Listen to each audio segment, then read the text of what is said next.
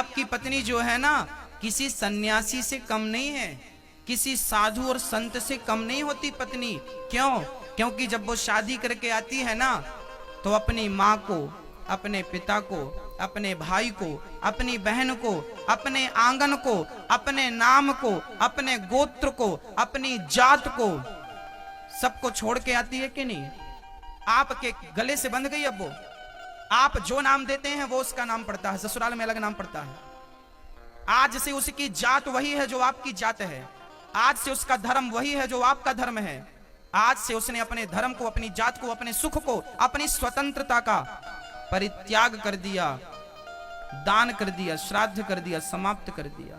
आज से वो केवल आपकी हो गई और आपके चरणों में समर्पित एक नारी को आप पांव की जूती कहें, आपके चरणों में समर्पित। अरे भगवान के चरणों में कोई समर्पित हो जाता है ना, भगवान उसे हृदय से लगा करके ना जाने कहां का राजा बना देते हैं, और आप अपनी नारी को पांव की जूती बना दिए। बताइए, ये सम्मान है आपका नारियों के प्रति, ये इज्जत है आपके अंदर नारियों के प्रति?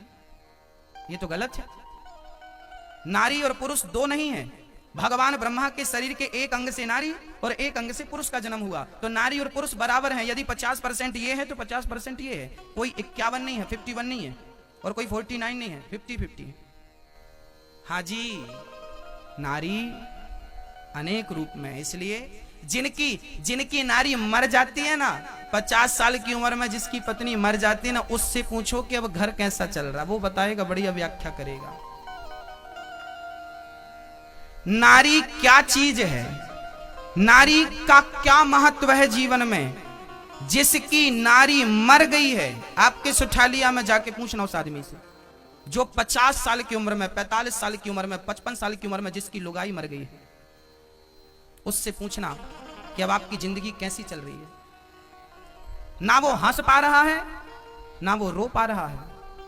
काम करके आता है तो कोई गिलास भर पानी नहीं देता। ये तुम्हारी पत्नी है, तुम भले उसे लाते मारो, भले उसे गालियां दो, पर गिलास भर पानी देती है, तुम्हें आदर करती है, तुम्हारा सम्मान करती है। मर जाएगी ना, पता चल जाएगा कि नारी की कीमत क्या थी। जिंदा है ना तो उसकी वैल्यू नहीं है। जो वस्तु हमारे पास होती है ना, हमें उसका महत्व नहीं पता होता, उसकी कीमत पता नहीं होती। जब वो वस्तु हाथ से चली जाती है ना, तब उसका हमें पता होता है कि इसका महत्व क्या था, इसकी कीमत क्या थी। ये रिश्ते जो है ना, मैं आपको फिर निवेदन करूं, रिश्ते भगवान बनाकर भेजता है। पति पत्नी का रिश्ता कोई हम और आप नहीं बनाते। लोग कहते, कई बार पुरुष कहता है कि हमारी तो और अच्छी जगह शादी हो जाती, तुम गले ना पड़ती। तो ऐसा नहीं है। जन्म विवाह मरण गति होई, और जहां जैसे लिखा तहां तस होई। जिसका विवाह जब लिखा है, जिसके संग लिखा है, होकर रहेगा। मृत्यु जहां लिखी है, होकर रहेगी। इन चीजों को टालने वाला कोई नहीं है, विधाता नहीं टाल सकते। हम और आपकी तो छोड़ दो। तो जो आपकी पत्नी है वही आपकी संगनी है। इसलिए आदर करिए, सम्मान करिए, प्यार मोहब्बत से जिंदगी गुजारिए, बहुत प्रेम से जीवन गुजारिए। घृणा ना करिए, द्वेष ना करिए, झगड़ा ना करिए। कई बार ना रिश्ते इसलिए टूट जाते हैं, शादियां होती हैं, खून गर्म दोनों का होता है।